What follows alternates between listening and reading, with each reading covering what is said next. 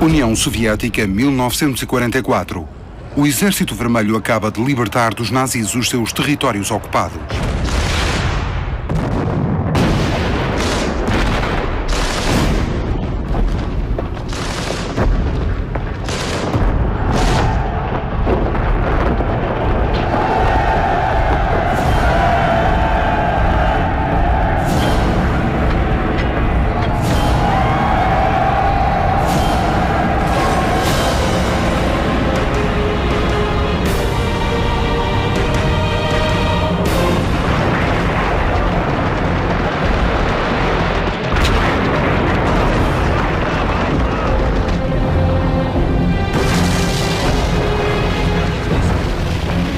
Os alemães destroem tudo por onde passam.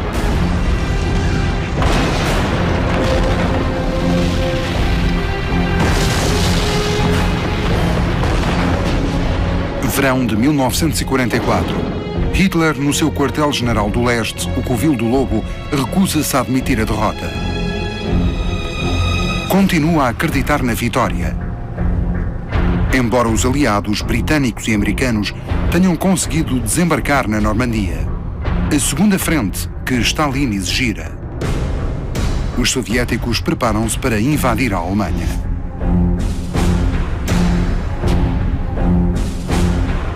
Leningrado é libertada ao fim de um cerco de 900 dias, em que morreram quase 2 milhões de civis e militares. Os prisioneiros alemães enfrentam os sobreviventes.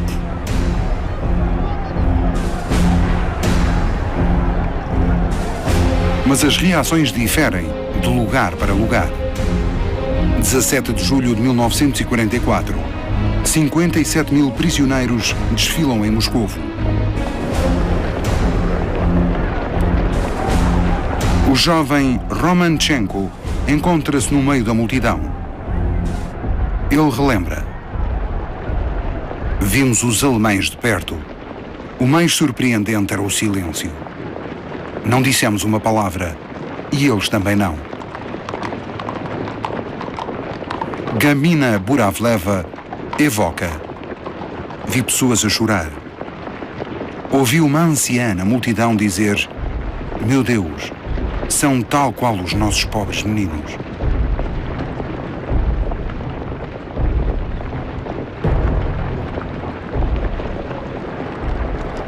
Ao fazer desfilar assim 1000 oficiais alemães e 20 generais, Stalin exibe o seu poder aos aliados e ao seu povo.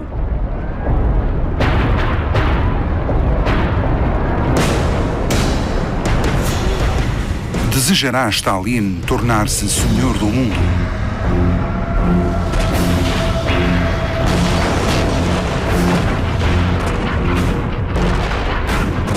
Julho de 1944.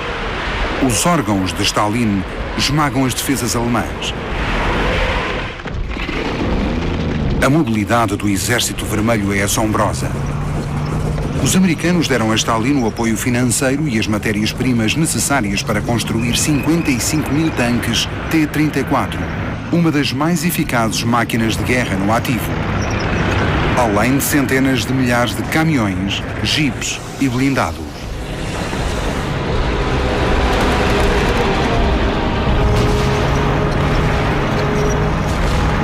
Os soviéticos avançam sobre a Polónia. Estão quase em Varsóvia quando recebem ordem de Stalin para se imobilizarem.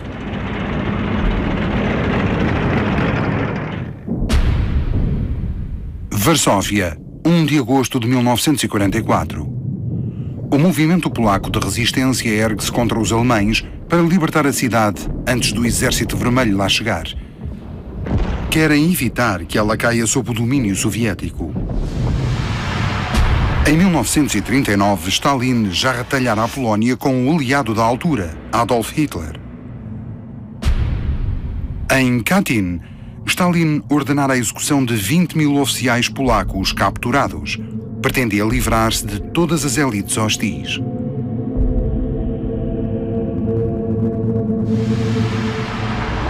Em 1944, proíbe qualquer auxílio aos combatentes polacos da resistência e nada faz para ajudar os aliados a fornecer armas aos rebeldes. Permite que os combatentes da resistência sejam massacrados pelas SS, que arrasam a cidade.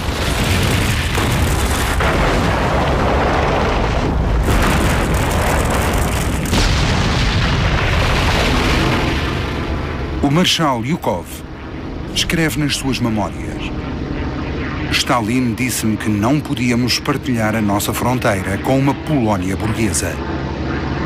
O Exército Vermelho conquista Varsóvia, ou o que dela resta, e prossegue até ocupar toda a Polónia.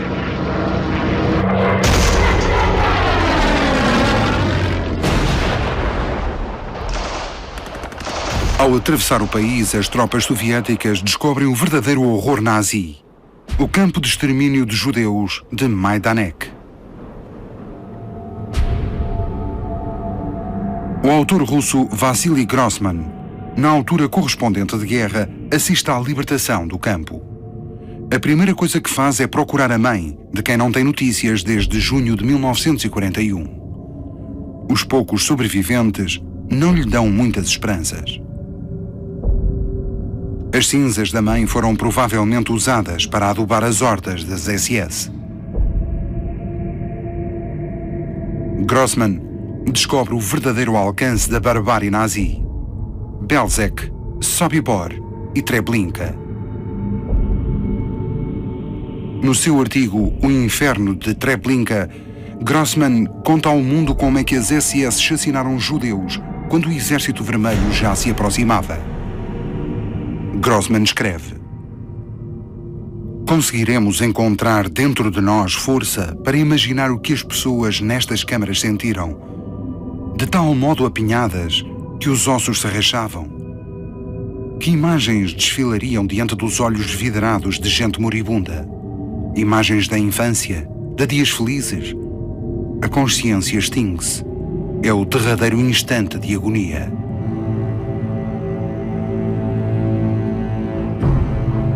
O historiador Anthony Beevor escreve: Grossman percebe que as autoridades soviéticas não apreciaram as suas reportagens do que mais tarde viria a chamar-se Holocausto. A política stalinista recusava-se a criar diferentes categorias de sofrimento. As vítimas do nazismo, em solo soviético, receberam o estatuto de cidadãos da União Soviética. A palavra judeu nunca figurou em nenhum relatório oficial sobre as atrocidades cometidas, mesmo relativamente aos corpos com a estrela de David amarela. A posição de Stalin relativamente aos crimes de guerra era clara: não dividir os mortos. Stalin considerava que o povo soviético sofrera tanto quanto os judeus. Ucrânia, 1944. Stalin quer abafar a participação da Ucrânia em crimes antissemitas e a ampla colaboração que o país deu aos alemães durante a Grande Guerra Patriótica. Os ucranianos, outrora vítimas da fome organizada pelos bolcheviques, lutaram ao lado dos alemães na Legião Ucraniana, no Exército de Libertação da Ucrânia e na 14ª Divisão dos Granadeiros Waffen das SS.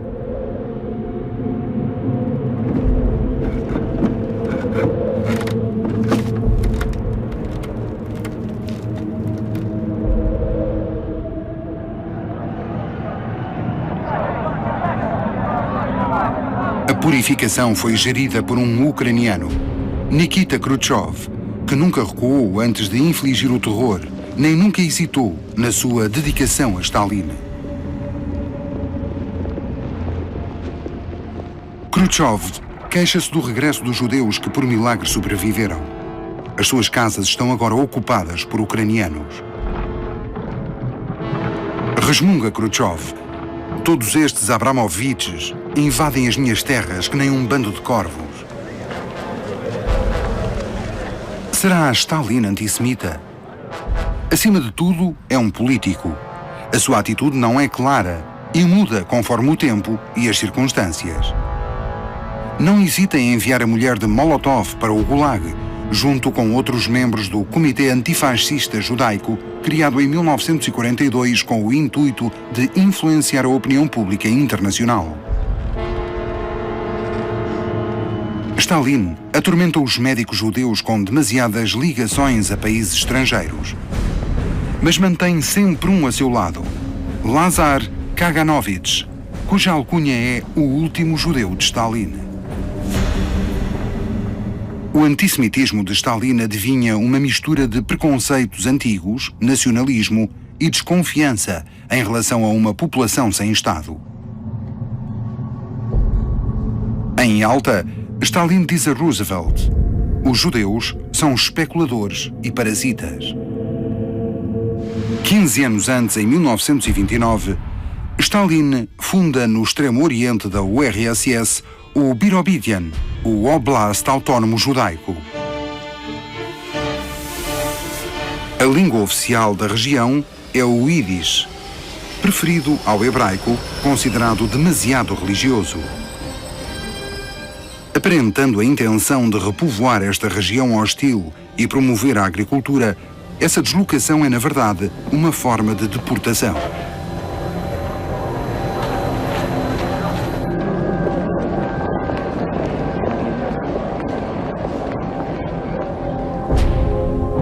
Em 1930.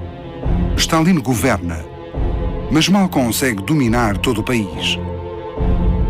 Sente-se rodeado de inimigos a que a sua polícia secreta dá caça.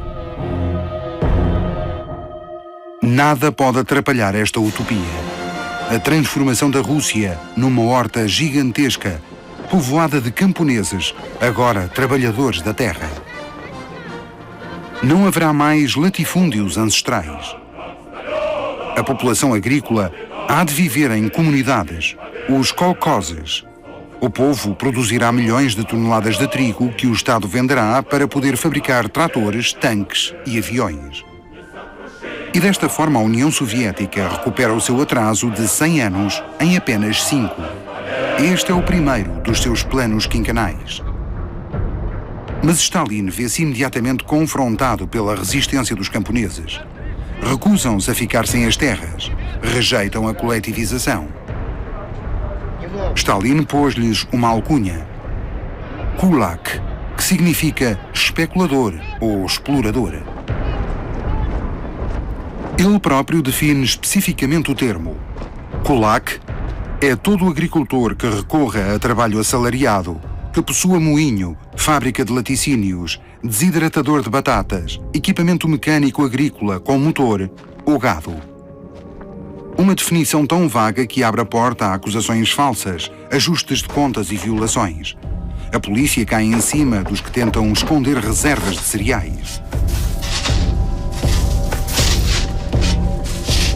A resistência dos camponeses é tal que o Estado mobiliza 27 mil deskulakizadores, militantes comunistas e um grupo miserável de trabalhadores à jorna pagos em material pilhado.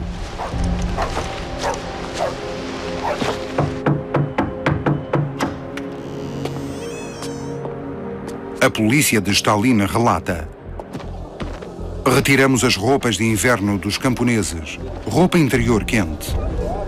Tiramos-lhes os sapatos. Chegamos ao ponto de retirar as almofadas sob a cabeça das crianças e todos os ícones religiosos.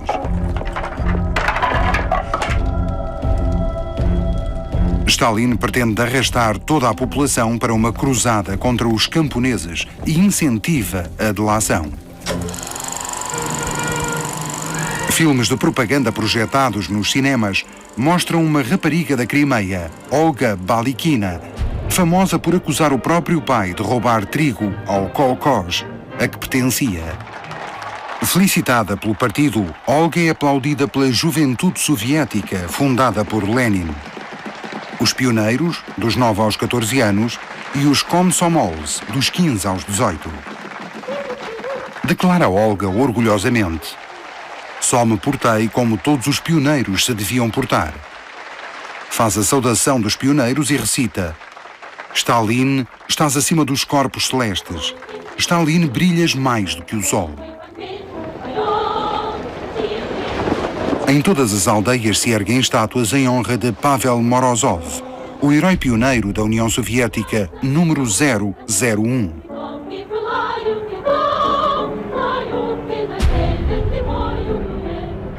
Reza a lenda, em grande parte fabricada pela polícia, que o jovem Pavel entregou o pai, hostil à coletivização, e foi depois assassinado pelo tio.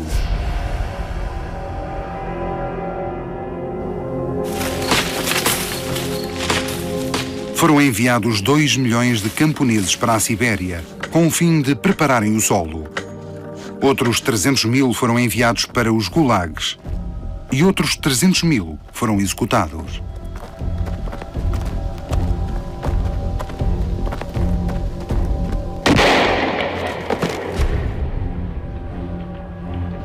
Kalinin, que devia representar os camponeses junto de Stalin, não se atreve a dizer-lhe que recebe milhares de petições. Como, por exemplo, esta. Os brancos roubaram-nos tudo, mas ao menos deixam-nos viver. A Guerra Civil provoca as fomes de 1918 e 1921.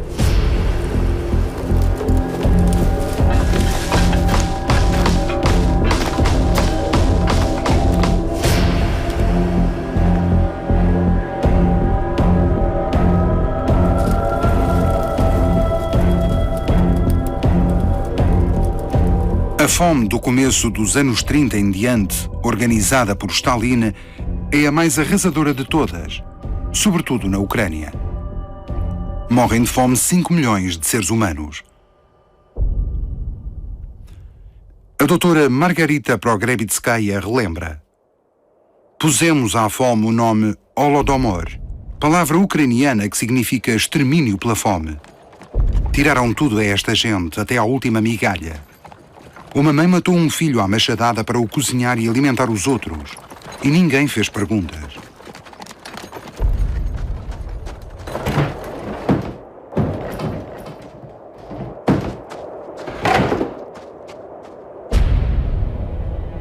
Nadezhda, a mulher de Stalin, é a única pessoa que lhe fala no sofrimento do povo russo.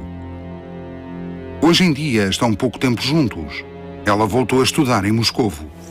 Stalin prefere passar longos períodos no campo. O seu motorista é Nikolai Vlasic, polícia que fotografa a vida íntima do tirano. Enquanto os membros do Comitê Central, como Lenin, preferem Rolls-Royces, Stalin prefere carros americanos, como este Packard. Manda construir 20 dachas. Estas moradias de luxo estão espalhadas por toda a Rússia e ele visita-as consoante a estação do ano. Sente-se feliz nessas casas onde constantemente canta árias de ópera. Governa o país através de telegramas, cartas pormenorizadas e convocando os colaboradores. Enquanto o povo morre de fome, Stalin pesca trutas e lê desenfreadamente. Tem 20 mil livros na biblioteca. Cita a Bíblia e Bismarck, político modelo do nacionalismo.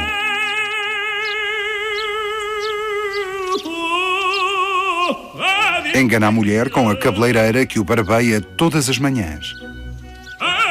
Com os cúmplices, joga Gorodoki, versão russa do bowling. O seu passatempo preferido é plantar árvores. Um polícia começa a aparecer regularmente nas fotografias. Chama-se Lavrenti Beria e é, tal como Stalin, oriundo da Geórgia. Foi distinguido pela sua crueldade e comportamento sádico. Beria aproxima-se cada vez mais de Stalin, que acaba por nomeá-lo chefe da NKVD, a recém-batizada e sempre poderosa polícia secreta. Stalin apresenta-o a Roosevelt em Yalta, em 1945. Este é o nosso Himmler. Nadezhda tem medo de Beria, despreza-o. Vai para Moscovo sempre que ele está por perto. Escreve a Stalin, ousando mencionar as filas à porta das lojas vazias. O que não se atreve a dizer-lhe é que os camponeses fugiram para as cidades e estão a morrer de fome nas ruas.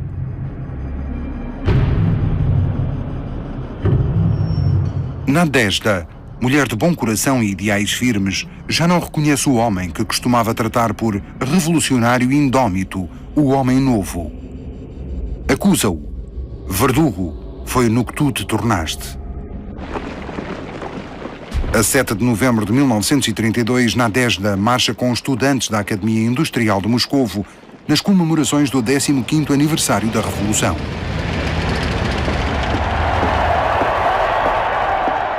Do alto do mausoléu de Lenin, Stalin parece particularmente tenso.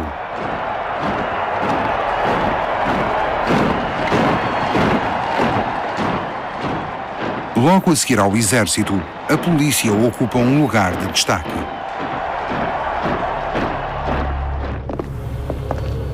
Para rematar as festividades, é organizado um grande banquete no Kremlin. Encontram Nadezhda morta no quarto do casal, com um tiro no coração e a pistola numa das mãos. Tinha 31 anos. A polícia concluiu que se suicidou. Corre o boato que Stalin a matou no seguimento de uma discussão violenta. Tem direito a uma cerimónia fúnebre solene. Mas Stalin não estará presente.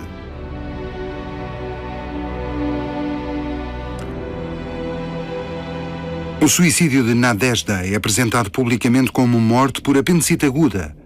Mais do que um ato de desespero, o suicídio dela parece um desafio a Stalin. Os corpos acumulam-se. Artistas plásticos que outrora tinham acreditado que a revolução traria liberdade criativa descobrem que Stalin lhes impõe a doutrina do realismo social.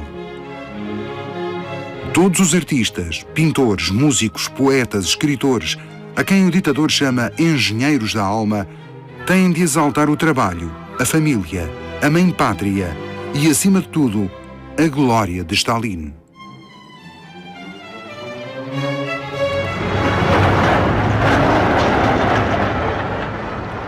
Os que não estão presos ou exilados ainda tentam resistir. Ossip Mandelstam, o maior poeta russo da altura, é preso e morre de fome e frio num gulag. Em O Serrano do Kremlin, ele escreve: seus dedos grossos são como minhocas gordas, mas suas palavras são tão verdadeiras como pesos de uma libra. Riem dos seus bigodes de barata, e cada matança é um regalo para o ossétio de peito largo.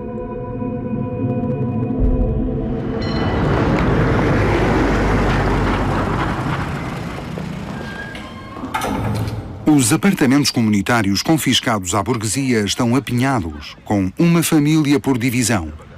As pessoas têm medo umas das outras. O grande escritor russo Mikhail Bulgakov descreveu esse tempo com o seu humor refinado. Começaram a acontecer coisas inexplicáveis. As pessoas desapareciam do apartamento sem deixar vestígio. Uma vez apareceu um polícia, chamou um inquilino e disse-lhe que fosse à esquadra por breves instantes. O inquilino nunca mais voltou. O segundo inquilino desapareceu uma segunda-feira. Nessa manhã, como de costume, um carro veio buscá-lo para ir para o emprego. Nunca mais voltou. Vassily Nikolaev lembra o tempo que passou na cadeia. Eram na sua maioria pessoas simples. Um estudante condenado a 10 anos por ter contado uma anedota. Um camionista encarcerado por se parecer com Stalin. Um barbeiro que não tinha consigo o cartão de membro do partido. O gerente de uma lavandaria que o tinha consigo. E um velho contentíssimo. Ria-se. Estou tão contente por todos vocês comunistas também estarem presos sem perceberem porquê, tal como eu.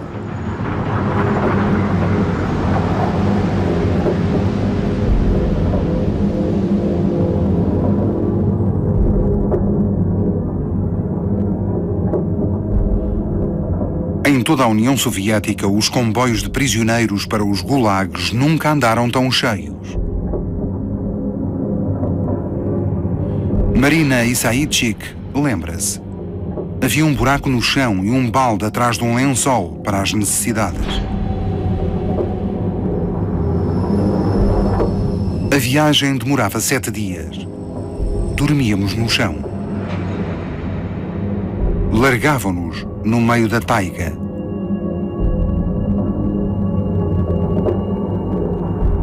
O escorbuto espalhou-se rapidamente. Começámos a perder os dentes. Construíamos coisas. Fazíamos tudo com as mãos. Espera, aguenta, espera e tem paciência.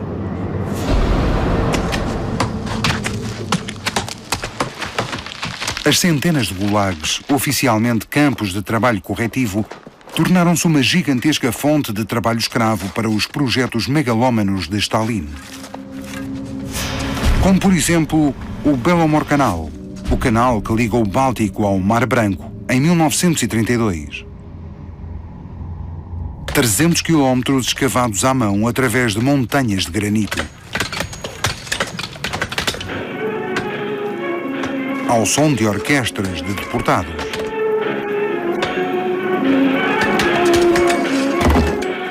No Belomor-Canal, o ritmo de trabalho é brutal. Na sua construção morrem 30 mil deportados.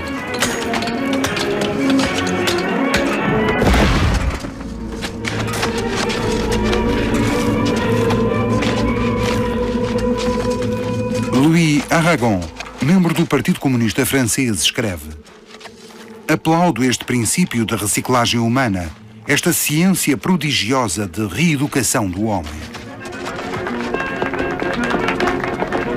A propaganda soviética mostra muitos exemplos de reeducação. Reúnem os deportados a trabalhar no canal para os filmarem sob o olhar atento dos guardas do campo. Я была воровкой, вы знаете, чем еще была. Что я раньше про автомобиль понимала. Как бы не попасть под него, когда с фамилии на фамилию перебегает или бросает пьяные. А теперь я шофер. Я думаю, что всем интересно женщинам иметь квалификацию. Я кончила, товарищ.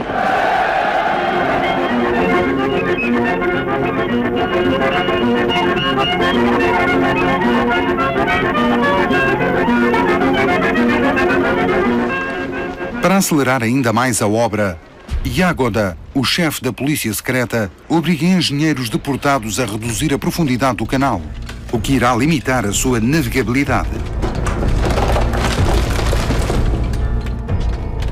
Os únicos barcos que se arriscarão a transitar no canal são as embarcações de recreio, tal como a que pertence a Stalin, que passa umas horas na obra para exprimir a sua insatisfação.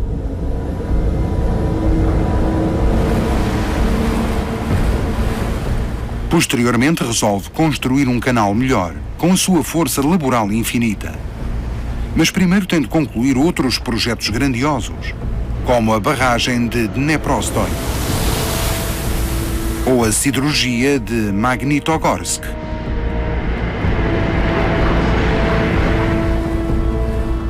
Mas Stalin tem uma ideia que ultrapassa todas as outras. Pretende construir um templo para o povo. Onde é que as pessoas se juntam todos os dias? No metropolitano. Stalin quer dar à sua capital o mais belo metropolitano do mundo.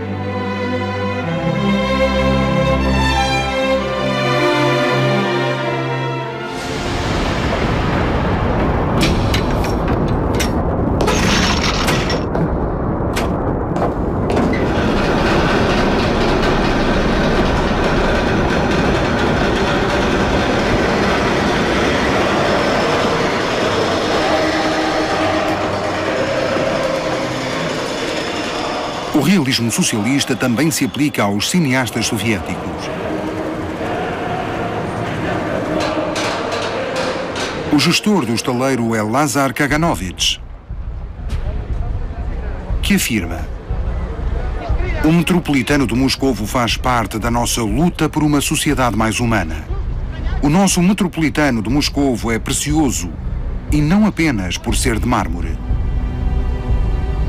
Em cada laje de mármore, a nossa obra socialista, o nosso sangue, o nosso amor, a nossa luta em prol do homem novo e pela sociedade socialista transparecem cintilantes.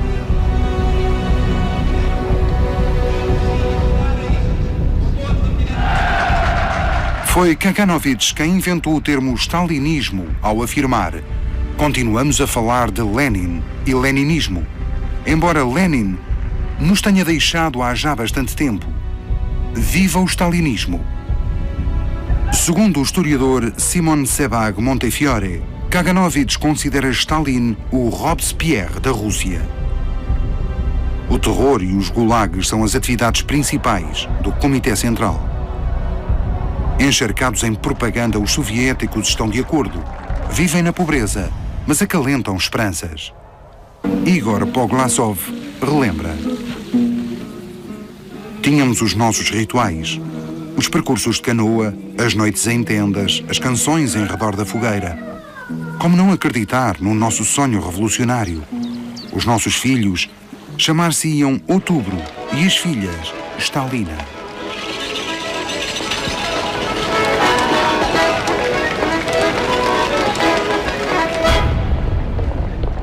30 de janeiro de 1933. Em longos artigos no Pravda, o povo soviético fica a saber que na Alemanha Adolf Hitler, líder do Partido Nacional Socialista, cujo diminutivo é Nazi, torna-se chanceler, o equivalente a primeiro-ministro. Poucos dias depois, a 10 de fevereiro de 1933, no Palácio de Desportos de Berlim, com o slogan "Libertemos a Alemanha do marxismo", Hitler lembra aos compatriotas que o inimigo principal é o comunismo. Der Kampf gegen den Marxismus wurde damals zum ersten Mal zu einem Kampfziel erhoben. Damals gelobte ich mir zum ersten Mal als unbekannter Eiserner diesen Krieg zu beginnen und nicht zu ruhen, bis endlich diese Erscheinung aus dem deutschen Leben beseitigt sein würde.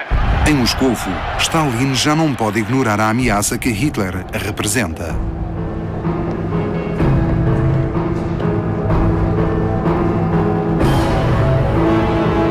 26 de janeiro de 1934. 17º Congresso do Partido Comunista da União Soviética. Khrushchev e todos os outros stalinistas consideram-no o Congresso dos Vencedores, porque Stalin apresenta resultados assombrosos. O plano quinquenal atingiu os seus objetivos um ano antes do previsto. A produção industrial duplicou. A União Soviética evitou a grave crise económica que abalou a Europa e os Estados Unidos. Todos os números são falsos, mas toda a gente fica encantada. Mesmo assim, esta enorme massa comunista entrará na história com o epíteto Congresso dos Condenados. É que uma surpresa má aguarda Stalin. Sergei Kirov, o homem mais próximo de Stalin, diz ter sido contactado por vários delegados com o intuito de substituírem o tirano por ele. E 300 dos 1.200 delegados, preocupados com a concentração totalitária do poder num homem só, votam contra Stalin. Nos anos seguintes, Stalin manda executar ou deporta para os gulags 1.108 comunistas presentes neste congresso.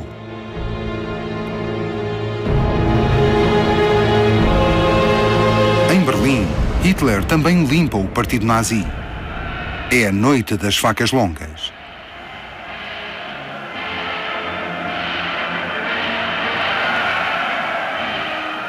Para convencer o exército e o setor empresarial, ordena o assassínio das tropas de choque que o ajudaram a subir ao poder.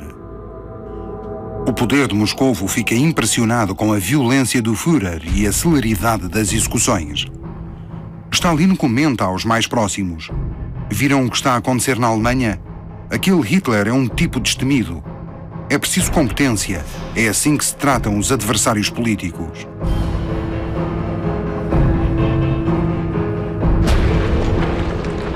7 de novembro de 1934. Para comemorar o aniversário da Revolução, no alto do mausoléu de Lenin, Stalin faz-se acompanhar de Kirov. Estas são as últimas imagens do ajudante de Stalin, o bolchevique mais importante de Leningrado e seu parceiro de caça. Kirov é assassinado em Leningrado a 1 de dezembro de 1934. Oficialmente, terá sido morto por um marido ciumento. A morte de Kirov desencadeia uma terrível reação em cadeia. Stalin sente-se ameaçado por resistências internas. Declara guerra à sua própria gente. Mergulha o país numa noite longa e escura que termina em 1937 com a Grande Purga, uma obsessão mortífera de que resultam 700 mil vítimas num só ano.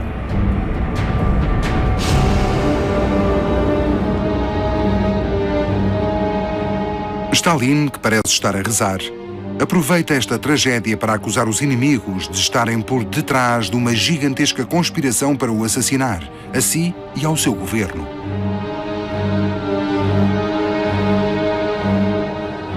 Dá caça aos trotskistas, adversários reais e imaginários, mesmo entre os maiores heróis da Revolução. Por exemplo, Nikolai Bukhanin, homem que Stalin tratava por menino de ouro do partido.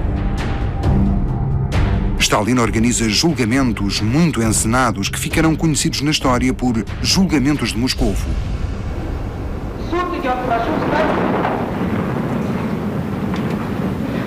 Os acusados não aparecem no tribunal. Estão em estado demasiado lastimável, apesar dos esforços dos médicos da cadeia de Lubyanka, onde foram torturados. Por outro lado, o promotor público Andrei Vichinsky não sai de diante das câmaras. Depois da guerra, Vichinsky tornar-se-á representante permanente da União Soviética no Conselho de Segurança das Nações Unidas.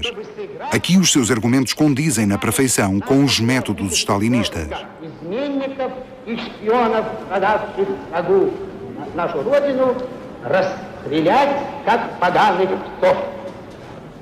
Требует наш народ одного – раздавите проклятую гадину. Os julgamentos de Moscovo abalaram a opinião pública em todo o mundo. O escritor francês André Breton, fundador do movimento surrealista, comenta: uma verdadeira desgraça abateu-se sobre o socialismo, espezinhado por este macabro arremedo de justiça. Stalin é o grande instigador, falsificador e o mais imperdoável dos assassinos. Nas fábricas, homens e mulheres concentram-se para pedir a punição dos culpados.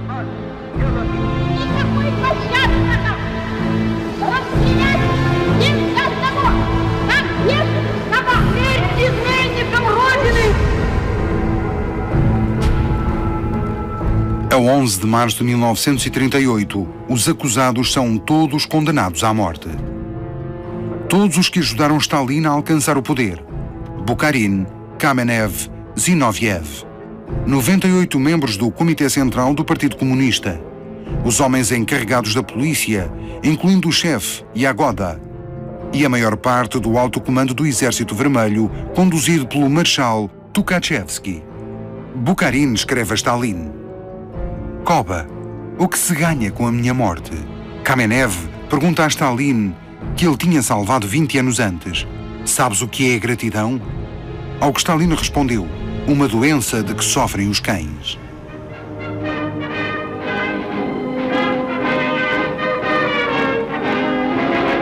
Но сурово брови мы насупим, если враг захочет нас сломать. Как невесту родину мы любим, бережем, как ласковую мать.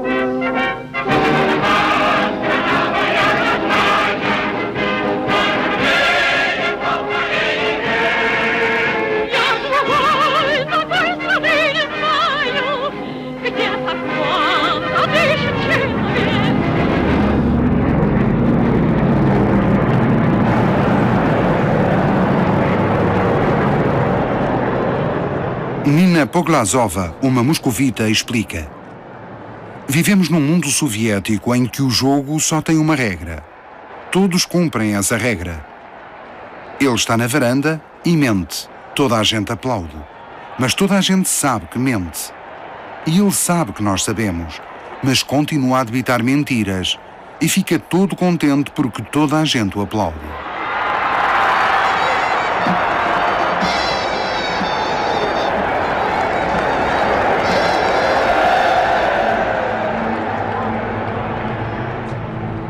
Svetlana Alexievich relembra: a minha geração cresceu com pais que ou voltaram dos campos ou da guerra.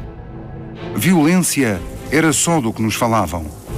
Não diziam muita coisa, a maior parte do tempo bebiam, o que acabou por matá-los. Os que não tinham sido presos viviam com o medo constante de que isso acontecesse. Se não os prendiam, preocupavam-se, porque estarão presos todos os outros e eu não. Margarita Progrebitskaya acrescenta: o nosso amor pelo país era infinito. Tínhamos a mais bela das pátrias. O primeiro automóvel soviético, viva! Um operário analfabeto descobriu como se evitava que o aço enferrujasse. Que vitória! O mundo inteiro conhecia esse segredo há que tempos. Nós só o aprendemos muito depois. Íamos ser os primeiros a sobrevoar o Polo Norte. Íamos desviar o curso de grandes rios e irrigar desertos eternos. Stalin inicia a construção de uma nova Moscovo, que será a montra do socialismo. Tal como Hitler e Mussolini, deseja estruturas enormes ao estilo de Roma. Uma torre de 500 metros encimada por uma estátua de Lenin.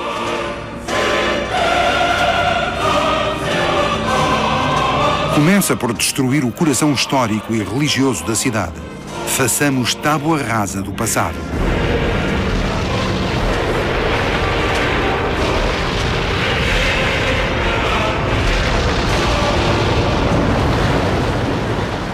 Stalin põe a máquina da propaganda a trabalhar a todo vapor, inventando heróis como Alexei Stakhanov, o melhor mineiro de todos os tempos. Consegue extrair mais carvão do que qualquer outro. 100 toneladas num só dia. Uma tarefa impossível, é claro, mas é assim que nasce o movimento stakhanovista.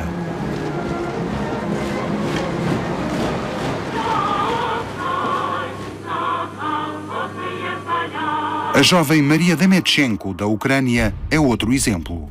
Consta que é capaz de apanhar 1 tonelada de beterrabas por dia. Stalin pergunta-lhe: consegues apanhar 2?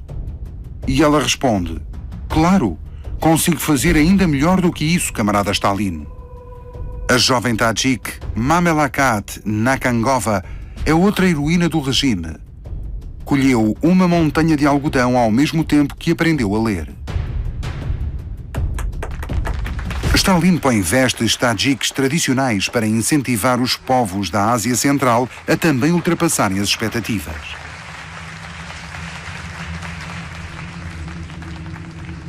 Stalin sonha ultrapassar a América, o país que tanto admira. Todos estes feitos stakhanovistas são pura invenção. E assim começa a era das mentiras na indústria soviética. Gestores fabris e operários são ameaçados se não preencherem as cotas. Portanto, mentem acerca de tudo: qualidade, quantidade, fiabilidade, produção.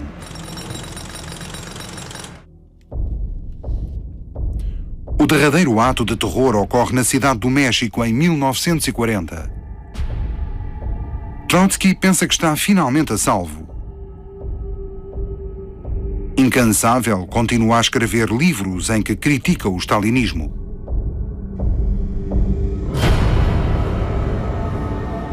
A 20 de agosto de 1940, Stalin envia um agente secreto para o alvejar na cabeça.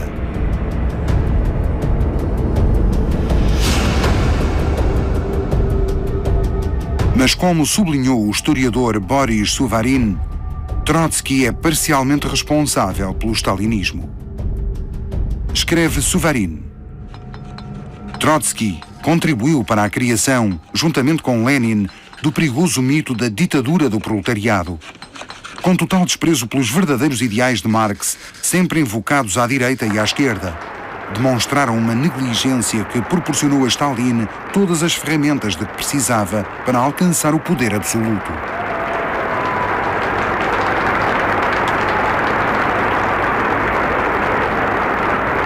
Stalin está possuído pelo fantasma da guerra. 1941. A ameaça torna-se mais nítida. A súbita derrota da França perante os tanques alemães obriga Stalin a ver a que ponto chega o atraso das suas forças armadas. Precisa de mais tempo. Mas Hitler ataca primeiro, em 22 de junho de 1941. 4 anos depois, 1945, o Exército Vermelho entra em Berlim.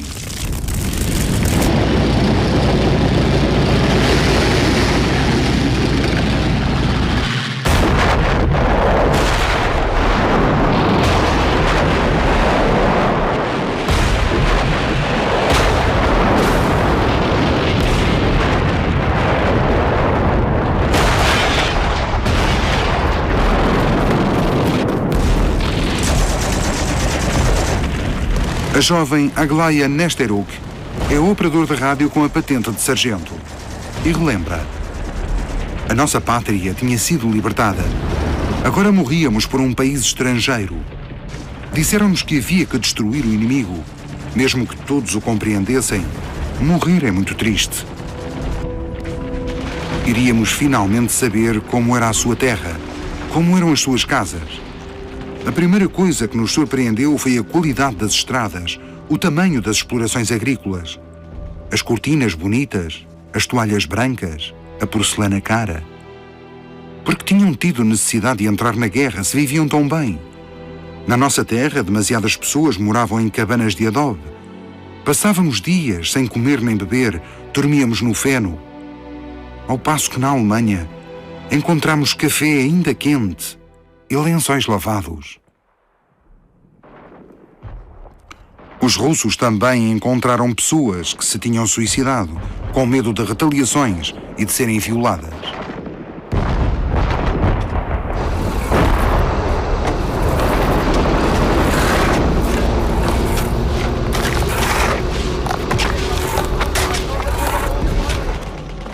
Morreram 9 milhões de soldados soviéticos. 10 milhões ficaram feridos. 3 milhões ficarão inválidos. Os pais e os filhos também desapareceram. Morreram 20 milhões de civis. O povo soviético deu novo significado à palavra sacrifício. Mobilizou-se para salvar o mundo do nazismo.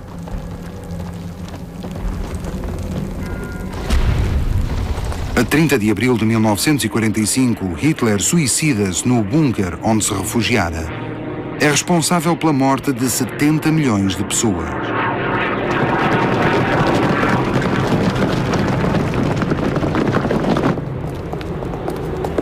A bandeira de Stalin flutua sobre as ruínas do Reichstag, a sede do Senado, símbolo do Império Alemão.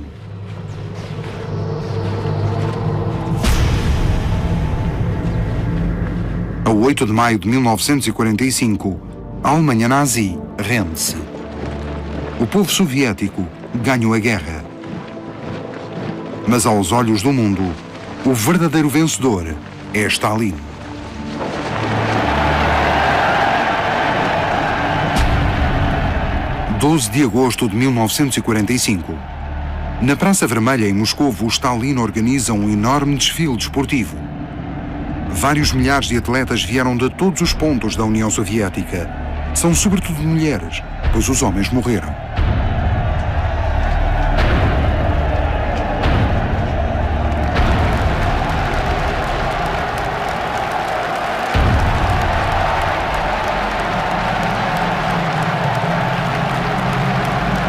O ritual recomeçou.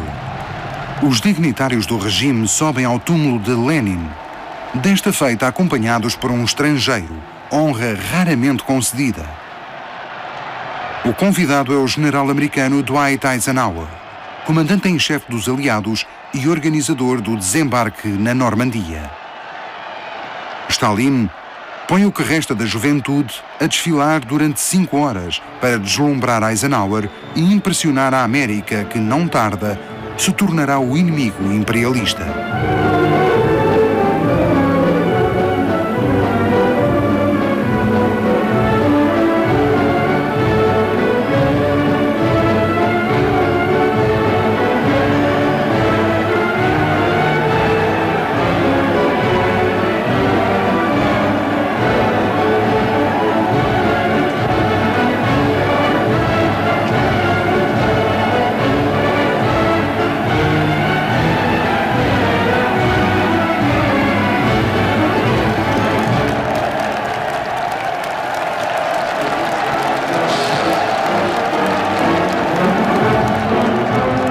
O general francês de Gaulle será talvez a pessoa que melhor descreveu Stalin, com quem se encontrou em Moscovo em 1944.